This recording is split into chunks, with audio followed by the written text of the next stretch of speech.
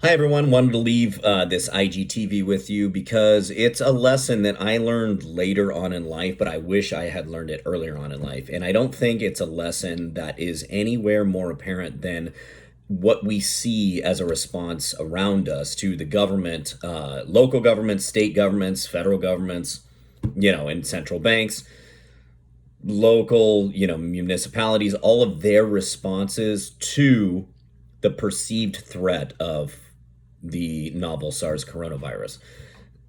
The lesson is the seen versus the unseen, right? In economics, we call it the broken window fallacy. Not everyone believes that, right? We still have a lot of Keynesians out there, John Maynard Keynes, that believes that spending and money essentially could be used to drive production. That was the outcome, right? That money printing, money spending, allocations by a centralized authority could essentially make decisions in a way that would create a prosperous society. That does not happen. That is ridiculous. What creates a prosperous society is withholding what you're spending now so that your future self may have spending. Okay, what you save now is your future self spending. What you spend now, you are robbing from your future self, right? We know this. This is sacrifice, but this is the fallacy of the seen versus the unseen. For instance, the way that our government tracks our economy right now is by spending. Okay. So we've got 65 million Americans, give or take a couple million, that are out of work. And they are receiving money from the central government in the form of stimulus from the Federal Reserve. That money is being spent. Now, that is seen. What is seen is that GDP is increasing. Okay. Now, what is not seen is that the increase in productive capacity has not taken place. In other words, you can print money, but you can't print things. You cannot print jobs. Jobs exist because not for no reason. They exist because of demand. A job must be created by a dissatisfaction for a current state of affairs. What that means is, to quote, one great economist, Ludwig von Mises, one of the founders of the Austrian free market schools, is that human action. Okay, he wrote a book called Human Action. If you haven't read Human Action, it is one of the premier textbooks ever written. But essentially, everything that drives the world is in relation to humans anyway, is a dissatisfaction with our current state of affairs. In other words, a dissatisfaction with the status quo. Human action is the economy. Money is not the economy. Spending is not the economy. Human action is another word for the economy. What did we do as a nation? Many nations did this as a response to the perceived fear and, of dying from the coronavirus. As we shut down not just the economy, we shut down human action. Now, what is seen is that we gave those people money and they're spending money. But what's not seen is that you told them to stay at home. In other words, what is seen, okay, is that we all stayed apart from each other. We wore masks. We did our best because, by golly, we had to beat this virus. The unseen is the cancer screenings, right, that never occurred that should have. The unseen is the terrified parents that'll never, ever bring their kids back to school because they're afraid of the government sequestering them overnight. What is unseen is the fact that we just devalued the dollar by trillions and trillions of dollars. Because if human action is what creates the economy, what creates wealth, think of it as like a spinning machine. In order to get wealth, you have to produce into that machine to take out. If you have too many people taking out from the machine and not producing, making the machine work, what happens? It doesn't last, guys. And that's the problem, is the primary source of our funding, our federal government right now, is no longer through taxation. It's actually through the printing of money. It's through the Federal Reserve. So here's the question. What's seen is that spending is happening. But what's unseen is that people have lost their livelihoods. Okay. What's unseen is they may not have jobs to go back to. What's unseen is that while we're fighting one disease, other diseases, including tuberculosis, may have its ugly head come rearing back. What is unseen, not to some of us that know, is that when you stop the economy, when you stop human action, what you do is you actually kill people. And now we know that. When Americans stop working, people overseas dies, and vice versa. That is the way that the free market works. You can't shut it down. It was never, the 2 weeks to stop the spread or slow the spread or flatten the curve. It was never done to save lives. It was done so that the hospitals did not get overwhelmed. Policy was not based on science. It was based on this classic fallacy of the seen versus the unseen. What is seen is the threat. What is unseen are all of the other threats. What are unseen is all of the consequences of what are going to happen because of the decisions that we are made. I am walking around. I am seeing signs closed due to COVID. No, nothing is closed due to COVID. Something is closed because somebody made a decision to shut something down. Somebody made a decision to voluntarily do it. Somebody made a decision to take from somebody else. Somebody made a decision to shut it down. Viruses do not shut things down, right? What they do is they replicate, and it is so foolish for us to think that we can do anything but focus on those that are at most risk, which we should have done, but no. Instead, we had Democratic governors force infected patients into nursing homes. So, what we need to do is what we need to focus on is not just what's in front of us, but the consequences of the actions and decisions that we make on a daily basis, and we make regarding our politicians too. So here I go. Economics in one lesson. I'm going to show you what I am reading from so you guys can see that. Economics in one lesson by Henry Hazlitt. And he is going to be referring to Friedrich Bastiat, who wrote the law in the 1800s, who I think if you can only read one book, read The Law by Friedrich Bastiat. It tells you what government is, what the law is. And Cliff Note version, the law is just force. The law is nothing but force. We as a society, even so society is just acting individuals, have pretended that we can go around and use government, and government's this force for good. It's not, it's force. It is forcing somebody to do something at the end of a gun. And if not, they'll throw you in a cage. There's consequences. In other words, when you say there should be a law for that or against that, or to give somebody something, you are taking it from somebody else. Government is a transfer mechanism. It doesn't create anything. Okay, individuals create things. So in order for there to be wealth, first of all, in order for there to be wealth, there has to be production. Okay, let's start there. So in order for there to be equality in wealth, there must first be wealth, right? So how do we get from wealth, right, which is producers building up, to making sure that everything is taken care of? Well, that is economics.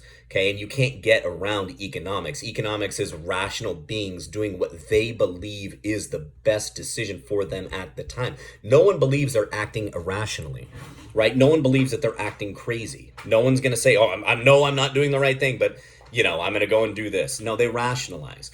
Okay, so given that, knowing that, why should we think that people, knowing that they're not going to admit that they're fallible, we prop these people up in government and say, don't worry, these are the intellectuals, they're never going to get it wrong. When new information comes out and these people are not analyzing the consequences of the decision that they made, specifically over 100 million starving people, starving people this year because of lockdowns, it's not about saving lives anymore. So let me read from Hazlitt right here. Economics in one lesson. Let us begin with the simplest illustration possible. This is the broken window. Emulating Bastiat. Choose a broken pane of glass. A young hoodlum, say, heaves a brick through a window at a baker's shop. The shopkeeper runs out furious, but the boy is gone. The crowd gathers and begins to stare with quiet satisfaction at the gaping hole in the window of the shattered glass over the breads and pies. After a while, the crowd feels the need for philosophic reflection, and several of its members are almost certain to remind the other that the baker, after all, his misfortune does have a bright side. It will make business for some window glazier. As they begin to think of this, they elaborate upon it, right? These are all the people that, oh, don't worry, well, we have war, that's good for the economy. Destruction's good for the economy. We'll build it back up, right? This is the great fallacy. As they begin to think of this, they elaborate upon it. How much does the new plate of glass window cost? $250. That will be quite a sum. After all, if windows were never broken, what would happen to the glass business then, right? The people have got to break windows, otherwise what's going to happen to the glass guy?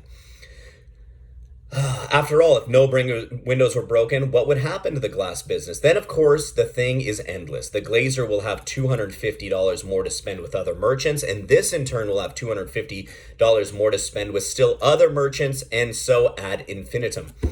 The smashed window will go on, providing money and employment in its ever-widening circle. The logical conclusion from all this would be, if the crowd drew it, that the little hoodlum who threw the brick, far from being a public menace, was the benefactor. Okay? This is how the left thinks. Now let's take another look. The crowd is at least right in its first conclusion that this little act of vandalism will be in the first instance mean more business for some glazier. It will mean more business for some glazier. The glazier will be no more unhappy to learn of the incident than an undertaker to learn of a death. Of course, he's going to get a new business, right? He's a window guy is not sad to see broken windows, okay? But here's what most people forget. But the shopkeeper will be out the $250 that he was planning to spend for that new suit. Because he had to replace a window, he will go without the suit or some equivalent need or luxury. Now he merely just has a window. Or, as he was planning to buy the suit that very afternoon, instead of having both a window and a suit, he must now just be only content with the window and no suit. If we think of him as part of the community has just lost a new suit that might otherwise have come into being and is just that much more poor. Guys, destruction does not bring about wealth. Spending does not bring about wealth. Creative production savings brings about wealth. Okay, this is one of the biggest fallacies ever. Oh, don't worry. We'll just spend money on this and we'll rev it up. We're not going to worry about the consequence. Well, what is seen is that money went to that. What is unseen is all the programs that money did not go to, right? So we need to remember that whatever, I think a really famous person said, for every action, there is an equal and opposite reaction. I believe that was Albert Einstein. And we need to remember these actual scientific, classical, liberal ideas of individualism, right? The ideas of the Renaissance, that we are all thinking, rational, capable individuals, that we love each other because we are human. We owe each other something because we are human, but we have no right to ask something of somebody else without telling them why they should give it. In other words, I can believe that the right thing to do is to help out somebody else, but I have no right to send an IRS agent or a mafioso or anyone else to your door to say, hey, Dorothy needs money, she's starving, so it's not my problem that you don't know that Dorothy's starving. You're a bad person, so I'm going to implement this program to take your wealth and give it to this person.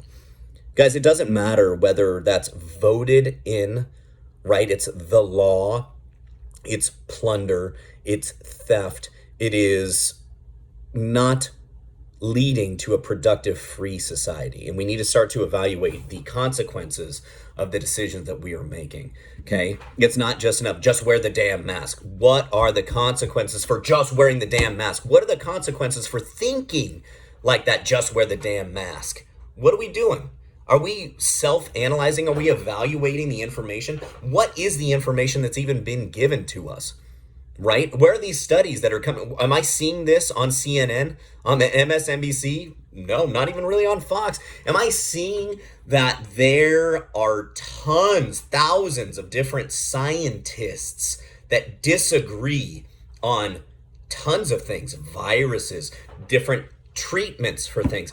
We call it practicing medicine. We call it practicing law, right? Even the law, we're practicing. That's what we're constantly doing. What does that mean? That means that there may be a time where new information, new precedent comes to being, and we have to take that into account and evaluate it while making decisions that day. If we don't do that, we've lost our humanity. If we blindly follow the person on our team because somebody told us they're the person on our team, and we can't look and see, hey, that person isn't really helping me in my life, and they're really not even on my team. They're not on my team. Maybe the team I've been rooting for really doesn't care about me, right? I remember one of my favorite movies, Bronx Tale. The guy's telling the kid, the gangster's telling the kid, what do you care about the Yankees for? The Yankees, are they going to pay your rent? No. And he's showing them a lesson, like, we care about people and we care about things because we think that they are good for us. We think that they have our best interest at heart. And I'm here to tell you, especially in the government, they do not. They are people, they are fallible. They live inside an echo chamber often, right? Same thing with the media. I worked in the media. It is an absolute echo chamber. There is no one way to best do anything when applied to an entire population of however many people. My mom, for instance, just wear the damn mask. Just wear the damn mask, you say. My mom has trigeminal neuralgia. Every time she puts a mask on, particularly an ear loop mask, it affects her trigeminal nerve and she feels like she wants to die because it is chronic nerve pain. It is radiating. And for a while it was under control, and really since this mask thing, and there's other factors too, this has affected us all, but it's gotten really bad. Now that is one of the unseen consequences of just wear your damn mask, or just do this, or it's your job, you should do it. My liberties do not make you less safe. Your liberties do not make me less safe. In fact, it is your liberties and my liberties that make us both safe, because liberty is the natural state of nature. We are all animals. If we are free in nature, we are a lot more likely to get along, to be civilized with each other. If we are not free in nature, if we are locked down, if we are told what we have to wear, if we are told what we have to do with our lives by somebody that we know does not have the best interest maybe for us and our family, we need to reevaluate the support that we give those people. We need to reevaluate the relationship that we allow the state to have with us. And most of all, we need to get back to sound reasoning and understanding that a lot of the policies that have been made are being made without any sort of thought of the consequence for what will happen when implemented. The consequences of what we've done, what we've allowed our state to do, is absolutely terrifying.